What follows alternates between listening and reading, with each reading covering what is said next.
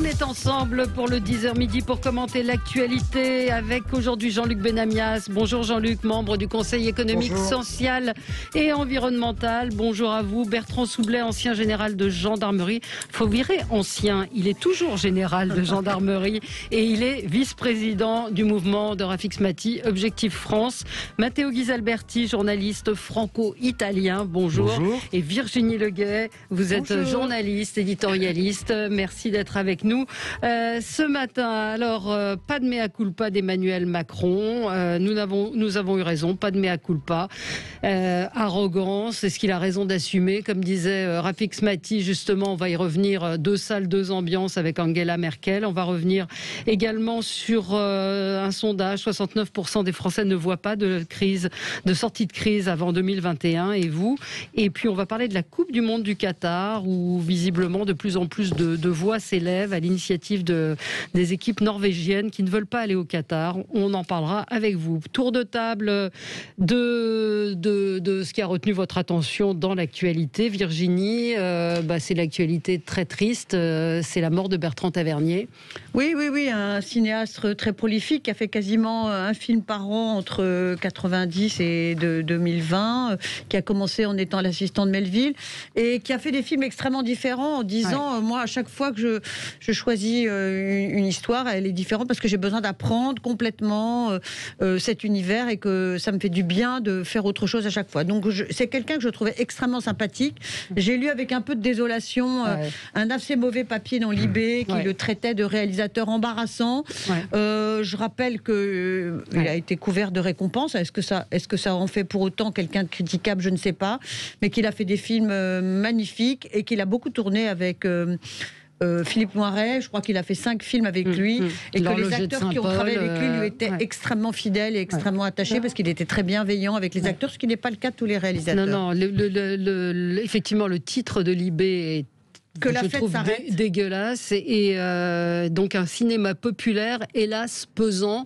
J'ai lu le papier, donc il lui rend hommage, mais en même temps, à la fin, on voit quelques pics sur effectivement ce cinéma donneur de leçons pour Libération et c'est quand même un de nos plus grands cinéastes. Il y a un téléphone qui sonne, je ne sais pas lequel, celui de Matteo. Oui, en direct d'Italie. Oui, en direct d'Italie. Jean-Luc Benamias. Vous avez... Est-ce que vous comprenez? Enfin, moi, ça fait 40 ans que je ne lis plus la rubrique cinéma dans Libération. Je ne comprends jamais rien. C'est-à-dire que je lis 2 lignes et j'abandonne. Donc voilà. Moi, Bertrand Tavernier, tu l'as dit, Valérie, l'horloger de Saint-Paul, mais il y en a eu beaucoup d'autres. On pourrait en citer au moins. Il y a eu des un de plus, ça fait vraiment une série. Coup de torchon. Une série depuis là. Pardon, oui. Oui, allez-y. Voilà, ça fait une série de gens qu'on aime bien, qui disparaissent. Bon, c'est dans l'ordre des choses, malheureusement, mais voilà, grand bonhomme. Grand bonhomme. Alors ce soir, TF1, série film, va diffuser La fille de D'Artagnan. C8, ce sera dimanche, L'horloger de Saint-Paul, film absolument remarquable. Et puis Canal+ Cinéma, ce sera un dimanche à la campagne. Et puis à signaler que MyCanal met à disposition tous les films de Bertrand Tavernier, si vous voulez les revoir. Mais c'est pas assez chic pour Libération, mais vous avez raison, c'est peut-être un journal dont il faut pas parler. Voilà. Non, c'est pas le journal, là, c'est la rubrique cinéma. Ouais, enfin bref. Continuons avec les hommages, Jean-Luc. Vous aussi, c'est un coup de cœur. Oh, c'est un coup de cœur facile. J'écoutais la pub sur Sud Radio sur le match de ce soir. Mais c'est un coup de cœur pour l'ensemble des équipes de France. Mais celle de rugby nous fait vraiment énormément plaisir. Enfin, le match de la semaine dernière, incroyable. On ne vit ça que en rugby, quasiment. Voilà. Mais je pourrais faire le même coup de cœur pour l'équipe de biathlon française, hommes et femmes, pour l'équipe de ski français, hommes et femmes. Parce que globalement, dans cette période... Pour ceux qui aiment le sport, on a le droit de pas aimer le sport de compétition. Moi, j'aime ça. Ça libère vraiment beaucoup par rapport à la période, quoi. Voilà. Et donc, on attend ce soir, on verra. Rien n'est fait. Ouais. Non, c'est à suivre, mais espérons que vous leur porterez chance. Matteo, c'est un coup de gueule. Oui, un petit coup de gueule parce que j'ai constaté avec un peu de regret que les faits qui se sont produits hier dans le mer d'Arabie, dans le détroit d'Ormuz, n'ont pas été trop relatés par la presse française. Il s'agit d'une attaque, d'une petite attaque, si on veut, d'un missile iranien qui a frappé sur un cargo israélien et qui s'est trouvé justement dans les mers d'Arabie. Voilà, j'ai vu que d'autres médias à l'étranger en ont parlé plutôt largement. En France, seulement quelques titres, par exemple Challenge l'a repris, La Tribune l'a repris. Et après, par contre, voilà, par exemple Libération, je ne sais pas s'il en a parlé. Ouais, je ne sais pas. Je voudrais pas. Mais en tout cas, c'est intéressant parce que d'ailleurs, cette question ouvre toujours un peu une interrogation sur les relations que la France a avec les pays du Moyen-Orient et son attitude vis-à-vis d'Israël. Oui, c'est vrai que ça a été assez peu commenté. Quelqu'un, vous l'aviez vu passer, Bertrand Soublet, cette information ? Non, je ne l'avais pas vu passer. Bon, et vous, Jean-Luc, non plus ? Pas plus, j'ai vu le cargo qui bouge le canal de Suez. Ça, c'est notre cargo, effectivement. Ouais. Ça, c'est notre cargo. Mais voilà, c'est intéressant ce qui s'est passé parce que d'ailleurs, il y a aussi une prise de position au niveau de certains députés français à propos des relations entre l'Iran, la Corée du Nord et les Émirats arabes. Absolument. Des relations qui inquiètent certains députés, notamment Patrice Perrault et d'autres collègues qui ont signé une pétition. Allez, Bertrand Soublet, un coup de gueule. Oui, un coup de gueule pour quelque chose qui s'est passé il y a quelques jours. C'est une déclaration de Jean-Luc Mélenchon à propos des forces de sécurité qu'il a traité de bon à rien. Et très sincèrement, c'est pas un coup de gueule, je suis plutôt dépité qu'un député de notre Assemblée nationale puisse avoir des commentaires de cette nature sur les forces de l'ordre. Alors on peut penser ce qu'on veut, mais les forces de sécurité font le travail qu'on leur demande de faire. Et quand on est député et qu'on aspire aux plus hautes fonctions de notre pays, on ne peut pas publiquement traiter les policiers et les gendarmes de cette manière. Ça n'est pas possible, ça n'est pas raisonnable, ça n'est pas acceptable. C'était à propos du rassemblement du carnaval de Marseille, c'est ça ? Oui, mais il en a fait une généralité en disant que c'était des bons à rien, qu'il était capable de mettre des amendes à tout le monde. Quoi. Franchement, franchement, je me mets à la place des forces de sécurité puisque j'en ai fait partie pendant très longtemps. On ne peut pas avoir de respect et avoir confiance dans un homme qui a de tels propos vis-à-vis de ceux qui sont chargés de défendre notre société. C'est pas possible. C'est pas la première fois. Souvenez-vous, lorsque ces locaux ont été perquisitionnés, de cette fameuse vidéo où il se comportait extrêmement violemment avec les forces de l'ordre. D'ailleurs, je pense que ça lui a coûté très cher et que ça lui coûte encore cher et que son image en est durablement atteinte. Oui. Pardonnez-moi, il disait pas « je suis la France » parce que c'était quelqu'un d'autre qui le disait. La République, c'est moi. La République, c'est moi. La République, c'est moi. Signaler encore un policier qui a été renversé par un dealer. J'ai vu ça ce matin dans le journal. C'était dans le 15e arrondissement de Paris. Oui. Un dealer qui faisait sa tournée et il a foncé volontairement sur un policier à vélo et qui s'en est miraculeusement sorti. Mais voilà. Et en France, on tolère ça. Et on tolère ça. Et j'ai dit que je dirais tous les jours, à chaque fois qu'il y a... Alors, il y en a plein. Je crois que le ministère de l'Intérieur reçoit tous les jours une page pleine. Vous allez me confirmer, Bertrand Soublet, d'incidents divers et variés.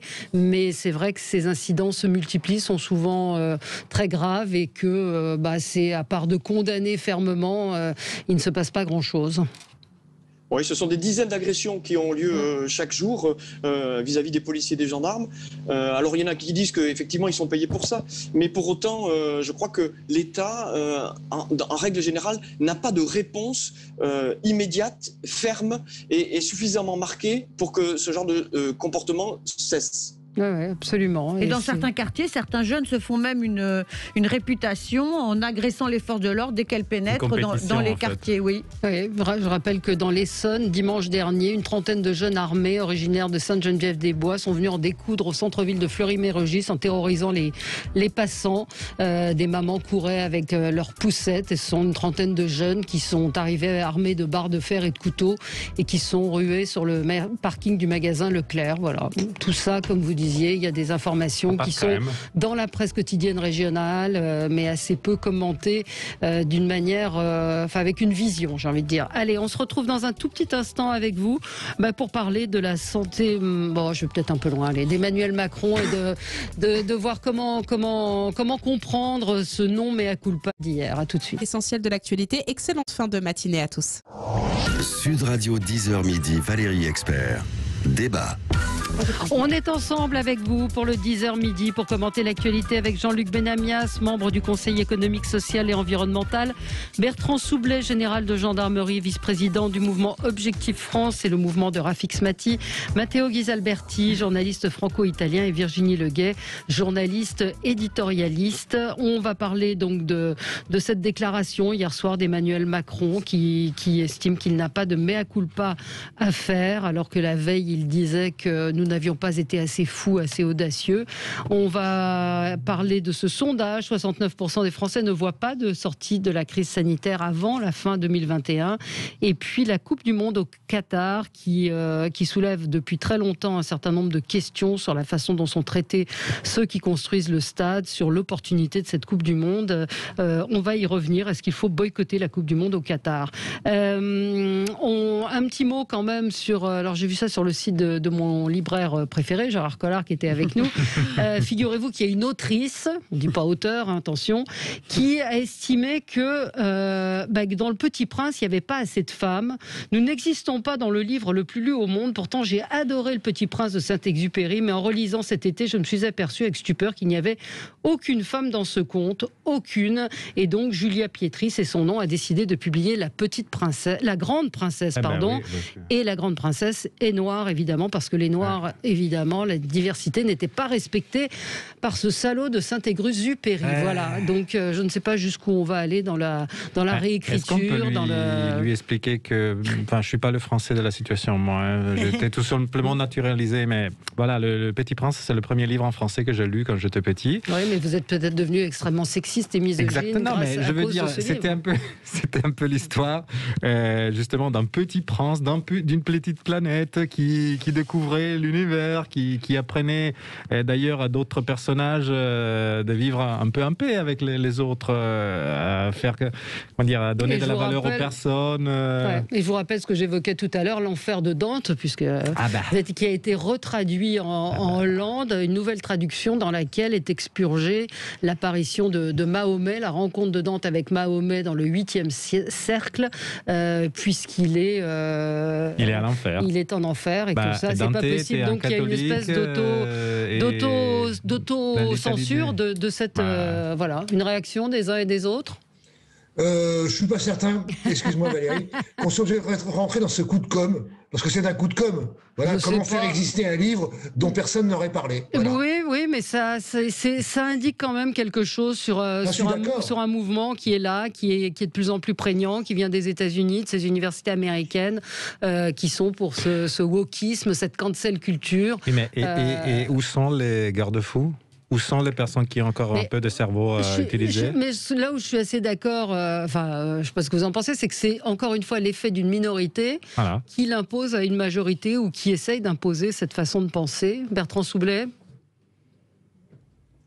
Oui, moi je trouve ce mouvement très étonnant et qu'il ait des échos surtout dans notre société parce que les créateurs, parce que ce sont des créateurs, ils correspondent à une époque, ils correspondent à un moment de l'histoire et c'est très compliqué ensuite de venir quelques années ou quelques décennies ou quelques siècles après venir les juger à l'aune de ce que nous avons connu depuis. Tout ça n'a aucun sens. Franchement, je trouve ça d'un ridicule. Probablement, il y a des gens qui n'ont autre chose à faire que ça, j'imagine. Virginie, c'est même exactement ce que ne font pas les historiens qui, en général, s'attachent à remettre dans le contexte les événements dont ils parlent. Quand on sort les événements du contexte et qu'on les réécrit ou qu'on les réinterprète des années plus tard, ça n'a pas de sens. Moi, je suis consternée par ce mouvement. Et oui, il est peut-être le fait d'une minorité, mais aux États-Unis, ce sont des très grandes compagnies cinématographiques qui commencent à dire, nous, on va mettre un petit avertissement pour ceux qui voudront regarder Autant n'emporte le vent, parce que dans ce film, les Noirs sont très maltraités. Oublions au passage que l'actrice qui jouait la servante, si on peut l'appeler comme ça... C'était une conquête pour l'époque. Non seulement ça, mais elle a été la première actrice noire récompensée, qu'elle en a été extrêmement fière, et qu'elle a dit à quel point ce film lui avait donné de la visibilité. Donc je trouve que tout ça est totalement absurde et surtout très contraire. Alors je ne sais pas jusqu'où ça va aller, mais très contraire au regard que nous, nos enfants, nos parents doivent porter sur l'histoire et les personnages qui ont vraiment compté et les œuvres qui ont vraiment été écrites dans un contexte particulier. C'est comme ceux qui disent aujourd'hui, on ne peut pas célébrer Napoléon Bonaparte parce qu'il était esclavagiste. Enfin voilà, et là on peut arriver à des délires qui n'ont plus aucune limite. Allez, on va passer à notre premier sujet. Je vous propose d'écouter Emmanuel Macron. C'était hier soir à 22h30 après un sommet européen. Écoutez ce qu'il disait. Est-ce que le 29 janvier, nous aurions dû confiner le pays, comme certains le disaient, comme des modèles montraient que nous allions flamber en février? Écoutez, nous en avons fait l'expérience collective. Réelle, non. Et donc, je peux vous le dire, nous avons eu raison de ne pas confiner la France à la fin du mois de janvier, parce qu'il n'y a pas eu l'explosion qui était prévue par tous les modèles. Donc, je peux vous affirmer là, cette fois-ci, que je n'ai aucun mea culpa à faire, ni aucun remords, ni aucun constat d'échec. Nous avons eu raison de le faire. Voilà, donc deux salles, deux ambiances. Angela Merkel qui s'excuse, qui demande pardon à son peuple. Emmanuel Macron qui dit « je ne me suis pas trompé ». Intéressant, la façon dont il s'exprime. Ouais. Il commence par dire « nous » et il termine par « j'ai ». Ouais. Et c'est bien la problématique de laquelle nous sommes. C'est le « j'ai ». C'est lui qui décide. À tort ou à raison, ça c'est autre chose, c'est un autre débat. Enfin, c'est peut-être même notre débat. Mais à ce niveau-là, c'est d'une subtilité totale, mais c'est bien lui qui prend toutes les décisions, quelles que soient les positions du Conseil de sécurité, du Conseil de défense, quelles que soient les positions des différents regroupements sanitaires qui lui donnent des conseils. Oui. Bertrand Soubelet ? Bon, écoutez, moi je trouve qu'on est dans une société et dans un monde politique où tout le monde se justifie en permanence. Ouais. Alors après, on aime ou on n'aime pas, on apprécie ou on n'apprécie pas, on est d'accord ou pas d'accord avec la décision, elle a été prise. Je ne vois pas l'intérêt de se justifier. C'est peut-être pour prendre le contre-pied de ce qu'a fait Angela Merkel, j'imagine. Mais ce mode d'autosatisfaction, pour moi, il était incompatible avec l'exercice du pouvoir. Et je suis toujours très étonné de voir comment ça fonctionne actuellement. On est, comme dit Jean-Luc Benamias, on est dans le jeu en permanence, c'est absolument incroyable. Et moi personnellement, pour tout vous dire, ça me dérange. Ouais. Mais ça vous dérange à quel niveau cette prise de parole ? Mais ça me dérange parce que on est toujours dans la justification et dans le j'ai fait, voilà pourquoi je l'ai fait, voilà pourquoi je vais le faire. Franchement, j'ai eu l'habitude de prendre des décisions et de commander pendant près de 40 ans. Jamais, je crois que ça m'est arrivé d'avoir des comportements de cette nature. Et les hommes politiques que j'ai côtoyés à l'époque n'étaient pas comme ça. Oui, Virginie. Moi, je trouve qu'il manque un terme dans la conversation ou la confidence, si tant est que c'en est une, d'Emmanuel Macron, qui disent j'ai eu raison de refuser de reconfiner la France pour la 3e fois le 29 janvier. C'est une chose, et d'ailleurs les Français lui en ont été assez reconnaissants à l'époque. Mais qu'ils le disent déjà prouve qu'ils se sont probablement peut-être mis en difficulté, mais ce qu'il ne dit pas, et en revanche, ce qui moi m'aurait intéressé qu'ils disent, c'est pourquoi aujourd'hui, c'est-à-dire 2 mois après, et 2 mois après on peut changer d'avis, pourquoi aujourd'hui avec les chiffres que nous avons, avec le nombre de personnes qui sont en réanimation et qui parfois arrivent directement à l'hôpital pour entrer en réanimation parce qu'elles sont maintenues chez elles sous oxygène, mais quand elles arrivent, elles vont directement en réanimation ou elles restent 3 semaines. Donc pourquoi aujourd'hui, avec ces chiffres-là, il a pris des mesures aussi légères la semaine dernière? Et pardon, quand il dit je, oui, c'est bien lui qui prend la décision. D'ailleurs, la semaine dernière, semble-t-il, il a pris sa décision à la dernière minute, ne prenant même pas la peine d'en informer complètement son exécutif qui, pendant 3 jours, discours s'est comporté, j'allais dire les yeux fermés, sans bien savoir où il fallait aller, se faisant d'ailleurs contredire d'une minute à l'autre par les uns ou les autres. Franchement, ce genre de déclaration est très ressemblante au caractère d'Emmanuel Macron, mais très révélatrice, je trouve, d'une incapacité à se remettre en cause. On peut prendre une décision en janvier et on peut changer de décision en mars parce que la situation elle-même a évolué. C'est ça la souplesse du raisonnement. Emmanuel Macron semble, lui, omnibulé par l'idée de « j'ai raison parce que j'ai décidé que j'avais raison, donc j'ai encore raison aujourd'hui ». C'est toute la question. Oui. Alors, vous aurez la parole dans un tout petit instant, Matteo Ghisalberti. C'est la pause qui nous est rappelée par la petite musique. Petite pause très rapide et on revient avec vous sur Sud Radio jusqu'à midi. Nous avons eu raison, dit Emmanuel Macron. Pas de mea culpa. L'arrogance qu'on lui reproche est-elle de retour? Je pose la question. Matteo Ghisalberti, on ne vous a pas entendu sur ce sujet.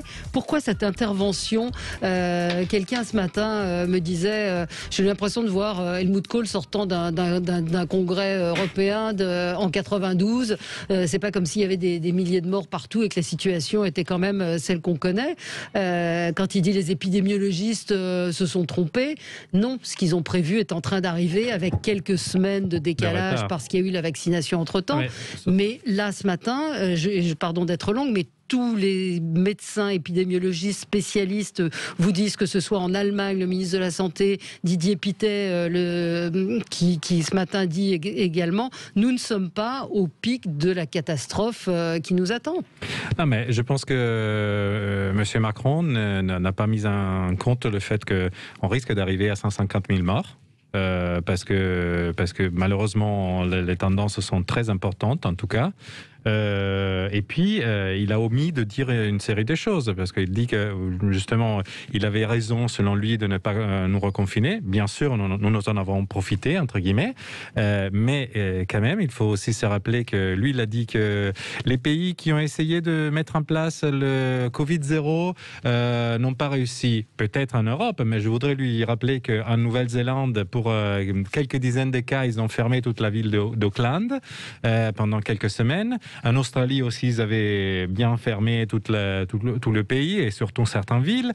Taïwan, qui avait vraiment eu très peu de cas et très peu de morts. Excusez-moi, de quoi on parle? Et puis, n'oublions pas aussi que l'Allemagne, mais aussi l'Italie, mais aussi la Grande-Bretagne, surtout la Grande-Bretagne, et même Israël, maintenant, la Grande-Bretagne et Israël en particulier, ils ont avancé, on le sait, très bien avec les vaccinations. Mais avant, ils avaient aussi confiné, parce qu'ils avaient fait des confinements. Je parlais d'Israël, par exemple, pour les fêtes de la Nouvelle An juive. Ils avaient fait aussi, pour le mois de janvier, il y avait des restrictions importantes. Et puis, ils vaccinaient à tout va. Ici, on ne l'a pas fait. Donc, à mon avis, il s'est doublement trompé parce qu'en janvier, on aurait pu supporter un peu plus le fait de rester à l'intérieur. Là, c'est fini. Et en plus, Emmanuel Macron a deux problèmes. Le premier, il se sent déjà en campagne électorale et vraisemblablement il se sent gagnant de toute compétition, mais il risque d'avoir 150 000 morts sur la conscience. Et la deuxième chose, c'est qu'il a peur des banlieues. Donc on ne fera rien parce qu'il a peur d'un embrasement de la société. Mais désolé, on ne gouverne pas comme ça. On n'élit pas des présidents de la République qui ont tous les pouvoirs en France pour ne pas prendre des décisions comme il faut. Oui, il est droit dans ses bottes, il ne veut pas se déjuger non plus par rapport à ses décisions. Bertrand Soubelet. Écoutez, je pense que quand on est un homme politique, il faut savoir à un moment donné reconnaître que parfois on n'a pas pris les bonnes décisions, on peut s'être trompé, et ce n'est manifestement pas dans les cultures de ceux qui nous gouvernent aujourd'hui, et c'est tout à fait regrettable parce que en fait c'est l'ouverture d'esprit des hommes politiques qui permet de faire avancer la société. Or à ce stade, je ne la vois pas trop. Non, pas vraiment. Virginie? Oui, pardon. L'ouverture d'esprit et surtout l'adaptation au réel. Quand Emmanuel Macron dit le virus, je crois qu'il a eu cette phrase il y a quelque temps où il a reconnu que le virus était plus fort que tout. Il y a un moment où si le virus est vraiment plus fort, on prend les décisions qui s'imposent. Mais là, il y a comme un dogme. D'ailleurs, on entend bien le mot dogme qui vient des confidences. C'est comme un dogme. On ne peut plus parler de confinement et on ne peut plus parler de fermeture des écoles. Et en dehors de ces deux dogmes, on ne peut plus rien faire. C'est dommage. Entre-temps, il y a les pays frontaliers, par exemple l'Allemagne, grande copine d'Emmanuel Macron, qui prend les décisions pour nous. Parce que ce matin, ils ont décidé d'augmenter les contrôles à la frontière. Ils l'avaient déjà fait avec la Moselle. Et maintenant, ils prennent d'autres décisions. Parce que si... Ils ne veulent pas voir les Français venir faire la fête chez eux. Ben voilà, et c'est compréhensible. Jean-Luc Benamias, vous voulez intervenir ? Le véritable problème, tout le monde le connaît, c'est qu'on n'a pas assez de vaccins. Le véritable problème second, c'est que l'Union européenne s'est très très mal démenée pour avoir les vaccins. Ça se voit tous les jours. Un bureau d'études qui n'est pas payé par le gouvernement français, comme beaucoup d'autres bureaux d'études, sur le vaccin, vient de montrer que le fait qu'on soit en retard par rapport aux commandes de vaccins va coûter à l'Union européenne 123 milliards d'euros. Je vous rappelle juste le budget annuel de l'Union européenne, c'est 150 milliards d'euros. Voilà. Tout ça est dû pour moi à des équilibres économiques et financiers internationaux dans lesquels l'Union européenne est incapable de peser sur quoi que ce soit. Et de ce fait, on est dans une situation extrêmement délicate puisque on aimerait bien vacciner plus de personnes et on n'y arrive pas. Et que c'est pas malheureusement demain, même si on nous dit avril, mai, les vaccins vont arriver, on sait que c'est pas si simple que ça parce que le marché libre tel qu'il est au niveau concurrentiel, au niveau international, fait que c'est au plus offrant. Non mais Emmanuel Macron avant-hier disait on n'a pas été assez fou. Déjà cette expression est assez sidérante. On n'a pas été assez fou. Enfin, on parle de folie dans une pandémie comme celle-là pour commander des vaccins. Il avait le dogme européen de frontières ouvertes qui n'ont pas contribué à arranger la chose. Et puis quand on dit on s'est mis dans une situation difficile, moi j'allais dire les dirigeants européens s'y sont mis tout seuls parce que d'abord ils ont signé leur contrat extrêmement tard et en plus les 10 contrats n'ont pas été suffisamment vissés dans tous les détails, et notamment il n'y a pas de date de livraison alors que le contrat que l'Angleterre a passé est extrêmement précis et quasiment incontournable. Nous on a fait comme si il suffisait de signer un contrat avec du retard et avec des prix qui n'ont pas été bien négociés. Oui, enfin qui ont été négociés mais comme si c'était ça l'essentiel, mais avec des conditions qui elles-mêmes n'ont pas été négociées, comme si finalement tout ça n'avait pas d'importance. Mais non, tout ça a beaucoup d'importance et Emmanuel Macron, qui est si sourcilleux sur certaines choses le concernant, aurait pu être plus sourcilleux sur la rédaction des contrats. Et je pense qu'on ne serait pas dans cette situation où aujourd'hui AstraZeneca se permet de livrer un tiers des doses depuis le début de la campagne vaccinale. Je rappelle qu'aujourd'hui, l'Europe a 7 semaines de retard sur ce qui était prévu et que ça coûte à la France chaque semaine 3 milliards. Donc il y a un moment, il faut un tout petit peu être raisonnable. Ce qui s'appelle l'intendance, l'organisation, l'aspect juridique des choses, tout ça compte énormément. Et là, on le voit bien qu'on est d'une certaine façon impuissant à faire respecter les termes d'un accord qui est trop lâche. Quand on n'est pas capable, dans notre propre pays, de produire ces médicaments indispensables, ces vaccins indispensables, voilà ce que ça donne. Or, nous sommes un des seuls pays. Regardez, l'Italie est capable d'en produire. Alors, c'est l'histoire sur AstraZeneca. Il y a X millions de vaccins qui traînaient et dont on est inquiet de savoir qu'ils vont sans doute repartir en dehors de l'Europe. Mais à ce niveau-là, le fait que la France n'ait pas réussi à produire un vaccin, et je ne citerai personne, tout le monde voit bien de qui je parle, c'est vraiment extrêmement dommageable et on le paye très cher. Jean-Luc, on peut penser ce qu'on veut, mais il y a d'autres pays qui ont commencé aussi à prendre des accords pour produire le Sputnik V. Et la France rejette pour des raisons encore une fois idéologiques et politiques, mais effectivement c'est difficile après 5 ans passés à dénigrer la Russie, à dire que c'est le pays des monstres, non respecte de tous les droits. Effectivement c'est difficile pour la France d'aller demander des vaccins, mais il ne faut pas oublier non plus aussi le fait que Emmanuel Macron il y a 1 an nous parlait de guerre. Je m'adresse d'ailleurs au général qui est avec nous aujourd'hui. Est-ce que c'était vraiment impossible, à votre avis, de monter des hôpitaux de campagne ou de réquisitionner les cliniques privées? Parce que si on est en guerre, vous m'apprenez, j'imagine, que quand on a une guerre, on peut prendre des décisions effectivement extraordinaires. Absolument, mais c'est les premiers commentaires que j'avais fait au début de la crise, c'était ceux-là. Et d'ailleurs, j'avais écrit un article en disant que cette crise ne peut pas être traitée de manière politique, elle doit être traitée de manière technique, de manière pragmatique et rationnelle. C'est exactement ce qu'on n'a pas fait. Et toutes les décisions qui ont été prises, elles ont été prises sous l'angle et l'approche politique et non pas technique. Il s'agissait de protéger les Français et il ne s'agissait pas de garantir l'image du gouvernement dans la durée. Or, toutes les décisions qui ont été prises, effectivement, elles ont été prises à l'aune des conséquences que ça pouvait avoir pour le gouvernement. Et vous avez raison, en effet, quand on est en situation de crise comme ça, il y a des décisions extraordinaires. Il aurait fallu mobiliser tous les moyens dont nous étions détenteurs, parce qu'on en avait quelques-uns qu'on n'a pas mis en œuvre. Vous avez cité le fait que les cliniques privées n'ont pas été sollicitées sur la première vague, ce qui est une erreur absolument majeure et qui a été dénoncée par tout le monde. Et des erreurs comme ça, de cette nature, il y en a eu beaucoup. Mais vous avez raison, une crise de cette nature, ça doit être traité de manière rationnelle, pragmatique, sans une approche politique, parce que l'approche politique déforme tout.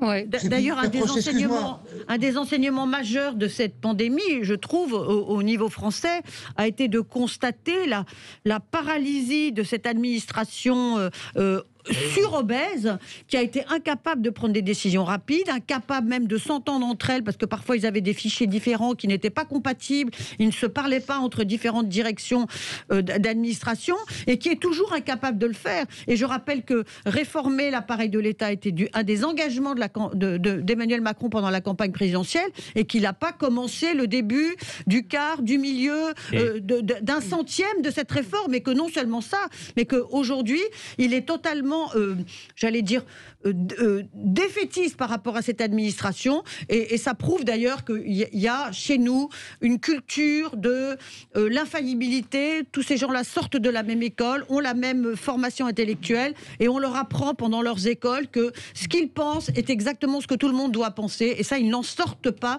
Et Emmanuel Macron n'en est pas sorti au bout de 4 ans de pouvoir, et c'est vraiment dommage. Voilà. Je voudrais juste répondre à Sacha qui m'accuse de propager mes propres angoisses et la honte, et de dire et de dire on m'a dit un ami médecin. Il n'y a pas qu'un ami médecin. C'est évidemment qu'il n'y a pas il n'y a pas que des morts. Il y a des Covid longs. Il y a, Sacha, vous aussi vous parlez d'où vous êtes, mais il y a des gens qui sont plus jeunes, qui n'ont pas de comorbidité, qui se retrouvent en réanimation. Il y a ces Covid longs qui sont quand même de plus en plus nombreux et de plus en plus grave. Beaucoup de gens souffrent de fatigue, d'essoufflement, n'arrivent pas à revenir. Donc, on ne parle pas que de mort, on parle quand même d'une épidémie qui impacte assez fortement. Et des autres réanimations qui sont... Et des autres réanimations qui, aujourd'hui, on déprogramme 80% des choses. L'idée n'est pas de faire peur aux gens, l'idée est de dire la réalité. Quand vous avez des gens comme un certain nombre de nos médecins sérieux disent les choses, eh bien moi, je les crois, et c'est pas de l'angoisse de ma part. Je voulais juste vous répondre, parce que d'où vous parlez, c'est pas plus éloquent que de où je parle, me semble-t-il. Allez, à tout de suite. D'ailleurs, il n'y a pas beaucoup de rassuristes aujourd'hui parmi les responsables des hôpitaux. Parmi les responsables des hôpitaux, non, il n'y a pas beaucoup de rassuristes. Alors qu'il y en a eu finalement assez régulièrement qui s'opposaient aux angoissés. Là, il y a beaucoup plus d'angoissés qui disent à quel point la situation est sous tension, et qui se demandent comment ils vont tenir demain, après-demain, dans 8 jours. Ouais, allez, on se retrouve dans un tout petit instant. À tout de suite. Avec vous sur Sud Radio jusqu'à midi, on est ensemble et on commente l'actualité. On a 2 auditrices en ligne. Daniel, bonjour, qui nous appelle de Haute-Marne. Bonjour Daniel. Oui, bonjour. Je voulais réagir dans un premier temps à la phrase qui a été prononcée au sujet de Macron, en disant qu'il dirigeait tout, qu'il avait fait tout en lui, qu'il avait la bonne parole. Bon, à partir du moment où on est chef d'État, effectivement, il faut bien diriger certaines choses. Mais bon, ça c'est un truc à part. Par contre, je rejoins totalement les derniers intervenants qui ont parlé, entre autres le monsieur qui a dit qu'il y avait des décisions politiques qui avaient été prises pour gérer la crise, et non pas des décisions plutôt pragmatiques. Ça, je suis entièrement d'accord avec lui.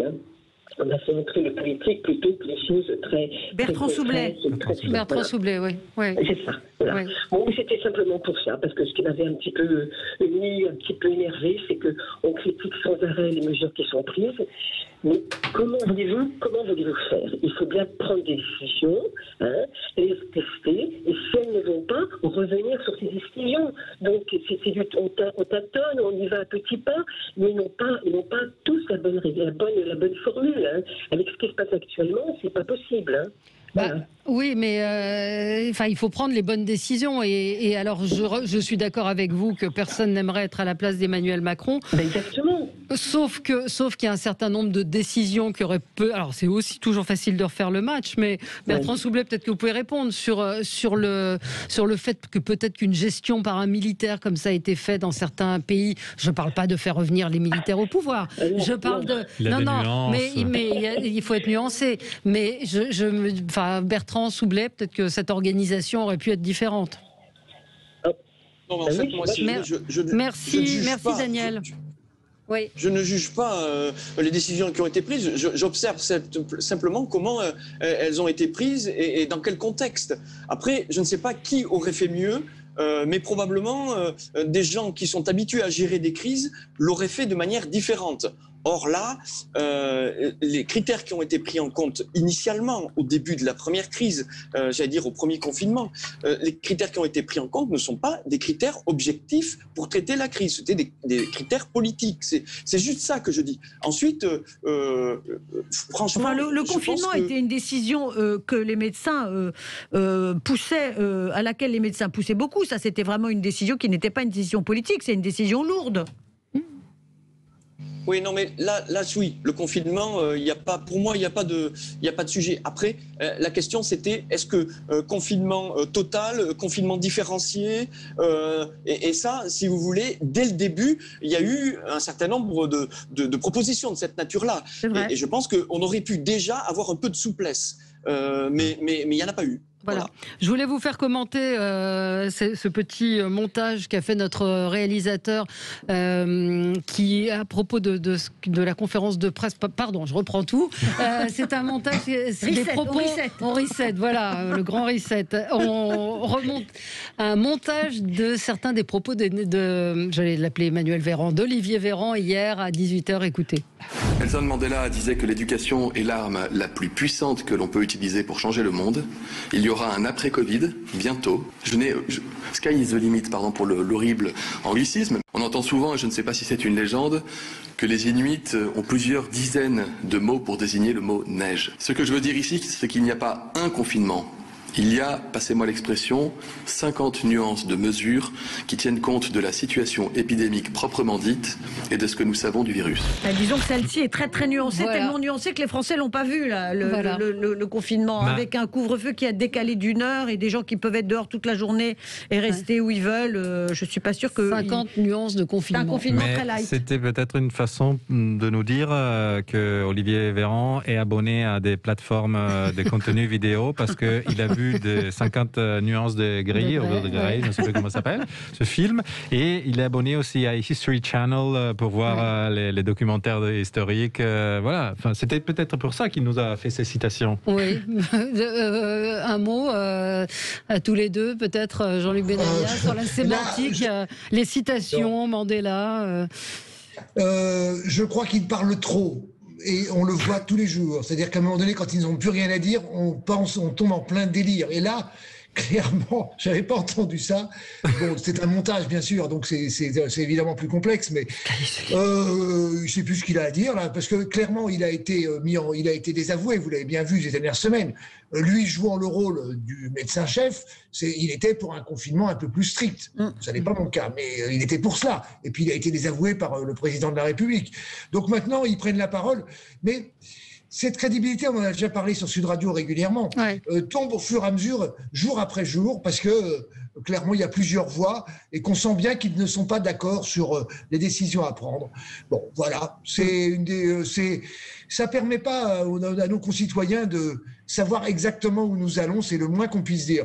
Je dirais que vraiment, il est grand temps, je le redis, je le répète, que nous vaccinions le plus possible, quelle que soit la marque du vaccin, que ce soit même le Spoutnik ou un autre vaccin. Mais allons-y, quoi, parce que c'est, semble-t-il, dans la situation dans laquelle nous sommes la seule réelle porte de sortie. Oui, Bertrand Soubelet. Oui, Jean-Luc Benamias a raison, il parle trop, vraiment, il parle trop. Alors, elle est magnifique cette citation de Nelson Mandela, parce que franchement, je l'approuve totalement. Le seul truc, c'est qu'il ne la met pas en application. J'aimerais bien qu'il la mette en application. Le problème de nos hommes politiques actuellement au pouvoir, c'est que lorsqu'ils parlent, ils pensent que lorsqu'ils ont parlé, ce qu'ils ont dit devient réalité immédiatement, ipso facto. Eh ben non, la vraie vie, c'est pas comme ça. Oui, absolument. On a Karine en ligne avec nous. Bonjour Karine. Oui, bonjour à tous. Bonjour. Oui, bonjour, oui, vous m'entendez? Oui. Je vous écoute et ce qui me chagrine et ce qui me rend très triste, c'est qu'on a l'impression qu'on... Allô? Oui, on vous écoute, allez-y, vous êtes à l'antenne. On a l'impression qu'on découvre ce qu'est Emmanuel Macron, si vous voulez. C'est quand même l'essence même de ce qu'il est et sa marque de fabrique, c'est l'arrogance et le manque total d'expérience pragmatique et pratique. Et c'est vrai aussi pour son entourage proche. On peut pas, là, on n'aurait pas le temps de refaire l'historique. Ce que votre collaborateur a fait sur Olivier Véran est tout à fait effectivement amusant et intéressant, mais vous pourriez faire exactement la même chose avec Emmanuel Macron et ça serait encore pire. C'est quelqu'un, si vous voulez, quand vous écoutez ces éléments de langage, on a l'impression qu'il se met à l'extérieur un spectateur de son propre gouvernement, comme s'il en était... Alors, lorsqu'il y a eu des problèmes bureaucratiques, etc., c'était presque lui la victime de son propre gouvernement. C'est des gens, et Olivier Véran a exactement les mêmes éléments de langage, c'est des gens qui n'arrêtent pas de donner des injonctions. C'est-à-dire que j'ai demandé, je veux qu'on vaccine, je veux ceci, etc. Comme si eux, et ils ne mettent jamais, et ils sont d'ailleurs incapables de mettre les mains dans le cambouis et de générer 1 euro de chiffre d'affaires. De la même façon, lorsqu'ils font des injonctions de création de richesse aux autres, alors qu'eux-mêmes en sont incapables. Et ce qui est terrible, si vous voulez, c'est que lorsqu'il a cette politique de quoi qu'il en coûte, mais il aurait été peut-être intéressant d'appliquer cette politique sur la vaccination et sur, par exemple, l'augmentation de lits de réanimation. Or, je veux dire, c'est quelqu'un qui est, je parle là d'Emmanuel Macron, qui est tellement plus préoccupé à devenir le roi de l'Europe, avec une idéologie complètement, je veux dire, rigide là-dessus, que finalement, il en oublie complètement de défendre les intérêts de son propre pays et de son peuple. Moi, je me souviens, encore une fois, de son discours à Davos, même d'une intervention lorsqu'il a fait la visite au salon de l'agriculture, où quelqu'un lui expliquait ses problèmes et lui dit vous avez qu'à vous débrouiller, etc. Ah, mais moi, je lui dis exactement la même chose, vous avez qu'à vous débrouiller, monsieur. C'est quelqu'un qui est incapable de gérer en période de crise avec des contraintes.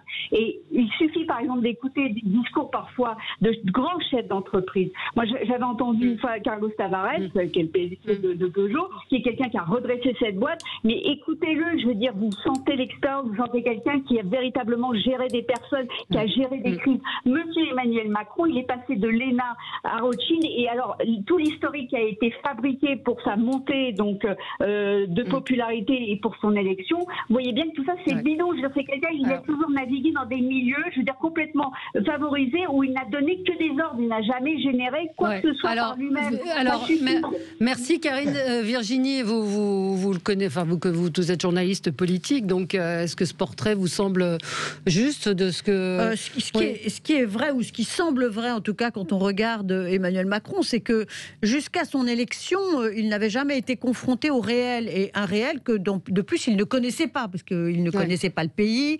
Il a d'ailleurs dit lui-même que lorsqu'il a fait des déplacements au moment du grand débat, c'était une façon pour lui de rattraper son retard, il l'a plus ou moins reconnu, mais que même aujourd'hui, parce que finalement ça fait 4 ans qu'il est au pouvoir, cette confrontation au réel ne génère pas chez lui de raisonnement plus pragmatique, de décision immédiate. C'est comme s'il ne pouvait rester que dans le virtuel, que dans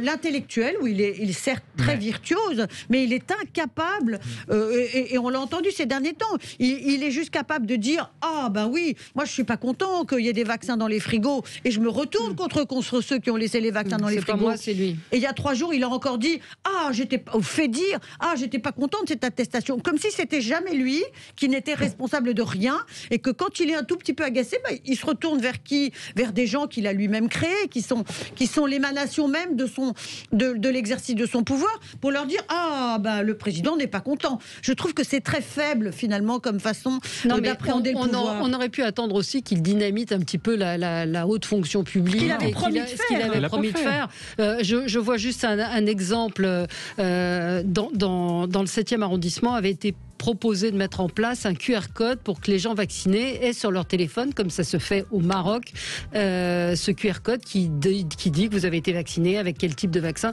Eh bien, la mairie de Paris, le gouvernement, tout le monde s'est opposé à cela. Et pourquoi ? Parce qu'il y a des raisons politiques, encore une fois. Oui, c'est ça. Déjà, le 7e arrondissement, ce n'est pas de la même couleur de l'administration parisienne. C'est un exemple parmi d'autres. C'est ce chef d'entreprise qu'on a reçu, qui a mis au point un appareil qui semble très prometteur pour recycler l'air. C'est un des médecins qu'on a reçu qui l'a signalé, Olivier Véran. Cette entreprise bretonne n'a eu aucun retour.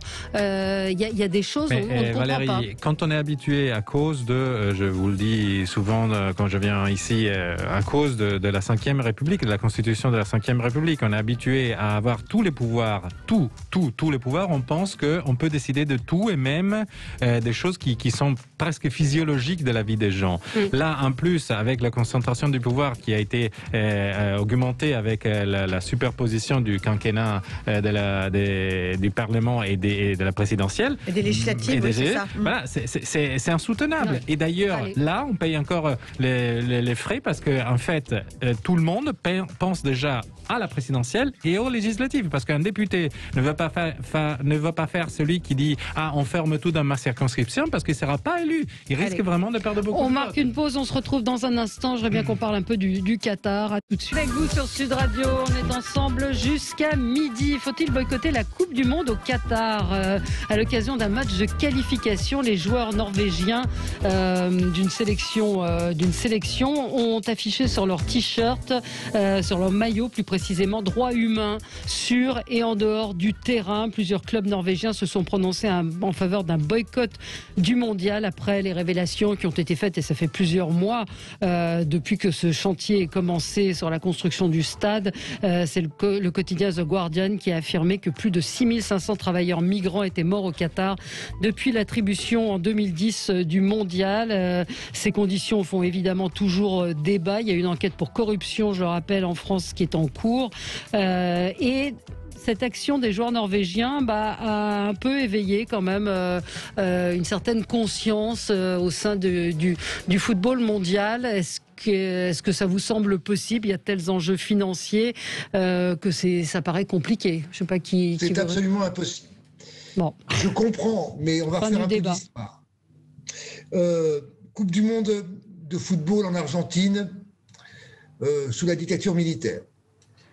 Champion Jeux Olympiques à Moscou en 80 sous une dictature que tout le monde connaît. Sochi n'a pas été beaucoup plus brillant au niveau des Jeux Olympiques d'hiver, avec Poutine. Et je pourrais en rajouter. Le Qatar a eu aussi les championnats du monde de handball en 2015. Alors, je reconnais qu'il est bon que des sportifs professionnels mettent en avant des protestations. Mais pour le reste, je peux vous dire que la Coupe du Monde aura lieu au Qatar, malgré tout ce que nous savons depuis des années. Oui, construction faite par des esclaves, construction faite par des salariés qui sont sous-payés, qui sont quasiment, j'ai dit esclaves parce que le terme est vrai, voilà. Mais à ce niveau-là, le monde du sport, je viens de faire quelques exemples, j'aurais pu en donner d'autres, va jusqu'au bout à chaque fois. On pourrait toujours s'améliorer. Hein. Peut-être je suis un doux rêveur, mais déjà, c'est intéressant de se rappeler effectivement que ça fait des années qu'on dit qu'on reçoit des informations et qui sont commentées un peu à droite à gauche dans le monde sur les conditions de travail de ces personnes. Mais le monde sportif, il a été toujours, en tout cas, exempté d'avoir une conscience, parce qu'on peut se dire effectivement que le monde du sport est gouverné par l'argent, mais il y a quand même, enfin, le sport n'est pas sur la Lune, il y a quand même des des hommes et femmes politiques dans plusieurs pays qui ont aussi des charges comme des ministres du sport, etc. Et désolé, parce que quand on nous bassine après toutes les histoires des minorités, des droits humains, de l'écologie, excusez-moi, mais pour faire un championnat du monde dans un pays qui est désertique, il faut un peu refroidir l'air, disons, dans les stades. Je ne suis pas un expert, mais j'imagine qu'on utilise un peu beaucoup d'énergie. Voilà. Et d'eau, au passage. Personne n'a rien dit. Les écologistes qu'en France sont toujours vent debout pour nous dire que ils ont quand même, ils se sont quand même exprimés depuis un moment. Maintenant, comment Mais je vous rappelle qu'ils pourraient prendre des décisions vu qu'ils sont plutôt copains avec le gouvernement français, parce qu'il y a des écologistes qui font partie du gouvernement français. Voilà. Non, mais comment voulez-vous, excusez-moi, après j'arrête, mais que vu les relations que la France a avec le Qatar à plusieurs niveaux et à tous les niveaux, notamment au niveau d'un grand club de foot que tout le monde connaît et d'un président qui avait négocié tout cela, comment, notamment la Coupe du Monde au Qatar, moi, sur le fond, je suis d'accord, il faut protester, mais je vous donne la réalité malheureusement, et la France est la plus mal placée pour critiquer quoi que ce soit. Bien sûr, un enjeu financier qui est extrêmement fort, Virginie. Oui, moi je rappelle que ça fait des années aussi que certains journaux sportifs affirment ou laissent entendre que plusieurs membres du comité exécutif de la FIFA auraient reçu de l'argent du Qatar et que le Qatar aurait acheté cette Coupe du Monde.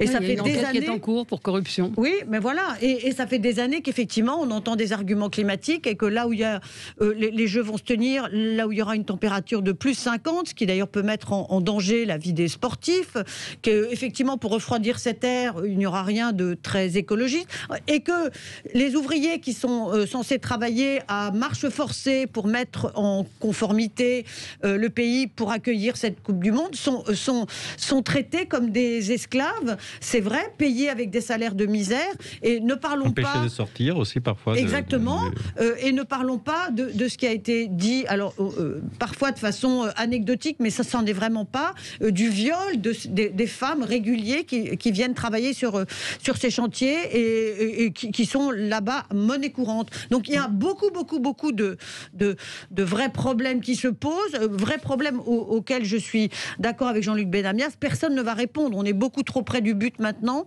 On en parle depuis 2010, on est en 2020, c'est dans 2 ans, il ne se passera rien. Le monde sportif et la FIFA sont sourds et aveugles. Mais on trouve la force, c'est pas contre vous ni contre Jean-Luc Benamias. Mais puissiez-vous avoir raison. Non mais je me demande tout simplement, on trouve la force pour monter des contestations, par exemple du monde culturel, à telle ou telle cérémonie de remise des prix. Les Oscars, ils trouvent la façon de représenter la voix des minorités, etc. Et là, personne se pose le problème des gens qui sont peut-être une minorité au Qatar, mais qui sont des esclaves en 2021. Bertrand Soublet. Personne. Vous savez, maintenant on n'échangera rien, elle aura effectivement lieu. C'est normal qu'il y ait des contestations qui s'expriment parce que tout le monde sait qu'au Qatar il se passe des choses absolument inadmissibles. Mais j'observe quand même que ce pays a été choisi en 2010, donc il y a déjà plus de 10 ans, que rien n'a changé depuis et que au Qatar il y a déjà 10 ans ça se passait déjà. À Dubaï, quand beaucoup d'hôtels, de bâtiments sont construits, ce sont exactement les mêmes conditions. Je le sais parce que j'y ai été, et je l'ai constaté, et personne n'a bougé. Non. Donc, effectivement, la Coupe du Monde aura lieu dans un pays qui n'est pas forcément toujours très recommandable. Il faut que des contestations s'expriment, mais ça aura lieu au Qatar. Et nos liens, en plus, entre la France et le Qatar existent, parce que je peux vous dire que dès 2010, il y avait un colonel de gendarmerie qui était détaché au Qatar pour s'occuper des questions de sécurité pour la Coupe du Monde. Oui, donc ça aura lieu. Et c'est vrai que la Norvège n'a pas beaucoup de poids en plus. Malgré tout, le courage de ces sportifs qui dénoncent presque dans le désert, qu'ils dénoncent. On ne verrait pas tellement les joueurs du PSG le faire, puisqu'ils appartiennent au Qatar. Oui. Eh bien oui, ils appartiennent au Qatar. Alors la FIFA, grande seigneur, d'ailleurs, a décidé qu'elle ne sanctionnerait pas la Norvège, dites donc. C'est quand même assez formidable. Quelques mots sur ce sondage tout de même. 60% des Français ne voient pas de sortie de crise avant fin 2021. C'est un sondage IFOP fiducial pour Sud Radio et CNews. Et pour Frédéric Dabi, directeur général adjoint de l'IFOP, cela montre à quel point les Français sont plongés dans une logique d'incertitude et d'épuisement. Vous allez me dire qu'on n'a peut-être pas besoin des sondages pour le savoir, mais il y a une forme de résignation et de défiance aussi vis-à-vis de ce que disent les politiques. Thierry Breton qui disait immunité au 14 juillet. Qui Thierry Breton. Peut-être Bertrand Soubelet sur ce désespoir des Français qui n'est pas très étonnant. Ben oui, forcément, parce que ça fait déjà une année qu'on subit la situation sans voir le bout. Moi, je pense qu'il faut être optimiste. Nous avons des vaccins qui arrivent. Une grande partie de la population sera vaccinée, j'espère, avant la fin de l'été. Et on peut imaginer que le fait d'avoir vacciné 70, 75, 80% de la population avant la fin de l'année nous permettra de sortir de cette crise et de retrouver une vie à peu près normale. Mais je ne suis pas un spécialiste, mais simplement, j'exprime un peu de bon sens. Oui, Virginie. Oui, moi je souhaite que vous ayez raison, mais je note que à chaque fois que le gouvernement a donné des dates pour dire, vous verrez, les jours heureux reviennent, les jours heureux sont là, les jours heureux, 15 avril, on y est, et que le dernier à avoir donné un objectif, c'était effectivement Emmanuel Macron pour le 15 avril. À chaque fois, ces dates sont démenties. Et quand vous dites qu'il faudrait que la campagne de vaccination s'accélère, certes, il faudrait qu'elle s'accélère, mais ça fait 2 mois qu'on nous dit là aussi qu'elle s'accélère, et elle ne s'accélère que très très très très lentement. Donc si vous aviez raison, ça serait franchement une très très bonne nouvelle. Mais je note aussi que les dernières déclarations de l'exécutif ont manqué singulièrement de perspective. Les Français, on leur dit, voilà, on fait ça aujourd'hui, mais après on leur dit pas, il va se passer ça demain et après-demain. Comme si ce gouvernement ne faisait que gouverner au jour le jour et était finalement un peu dans l'incapacité de projeter les Français vers quelque chose qui serait l'après-pandémie. Jean-Luc. On revient toujours à la même chose. Quand est-ce que ce gouvernement et ses différents ministres, même s'ils parlent trop, ou le président de la République, seront capables de dire, comme l'a fait Mme Merkel, de dire, voilà, à un moment donné, on pensait que, mais on s'est trompé. On pensait recevoir tant de millions de doses de tel ou tel vaccin, mais on s'est trompé. Et à ce niveau-là, le sondage le donne. Moi, je crois que ce que ce sondage veut dire, c'est que les Français sont très lucides. Oui, non, mais tout à fait. Allez, c'est fini. Très endurant. Il y a le professeur Jalil Hanan de Raymond Poincaré qui disait hier sur CNews qu'on sortira pas, on reviendra pas à la normale avant la fin de la décennie. C'est un peu. Ah oui, là c'est carrément. Alors là, il n'y a plus qu'à se prendre. Là, c'est carrément très très pessimiste. Merci, merci à tous les 4. Merci pour cette note d'espoir. J'ai même pas de truc rigolo à vous raconter. Si peut-être Éric Piolle qui dit il faut revenir à des relations diplomatiques normales avec la Turquie. Voilà, vaste. Bon courage. Comme quoi, voilà. Est-ce que ce serait un rapport avec le financement de la mosquée? Ben voilà, je vous lance ça maintenant, on en rediscutera. À méditer ce week-end. Très bonne journée à tous, très bon week-end sur Sud Radio. Bon week-end.